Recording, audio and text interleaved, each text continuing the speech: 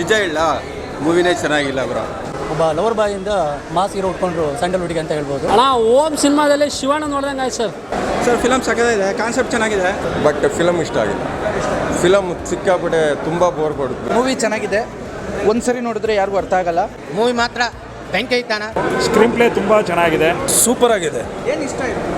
Last fight scene ಮಾತ್ರ ಅದ್ಭುತವಾಗಿದೆ. ಚೆನ್ನಾಗಿದೆ ಸರ್, ಎಲ್ಲ ಇಷ್ಟ ಆಯ್ತು, ತುಂಬ ಚೆನ್ನಾಗಿದೆ. ಚೆನ್ನಾಗಿದೆ, ಸೂಪರ್ ಮೂವಿ ತುಂಬ ಚೆನ್ನಾಗಿದೆ, ಸೂಪರ್ ಆಗಿದೆ. ವಿನಯ್ ರಾಜ್ಕುಮಾರ್ ಆ್ಯಕ್ಟಿಂಗ್ ಸೂಪರ್ ಆಗಿದೆ ಅದು.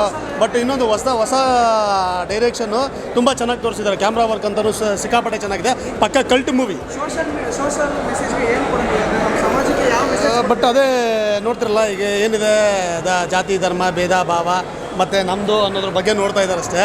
ಅದನ್ನ ತುಂಬ ನೀಟಾಗಿ ತೋರಿಸಿದ್ದಾರೆ. ನೀವು ಮೂವಿನಲ್ಲಿ ಬಂದು ನೋಡಬೇಕು. ಬಟ್ ಮೊಬೈಲ್ ಗಿಬೈಲೆಲ್ಲ ಸೈಲೆಂಟ್ ಮಾಡಿ ನೀಟಾಗಿ ಮೂವಿ ಕುತ್ಕೊಂಡು ನೋಡ್ರೆ ನಿಮ್ಗೆ ಅರ್ಥ ಆಗುತ್ತೆ.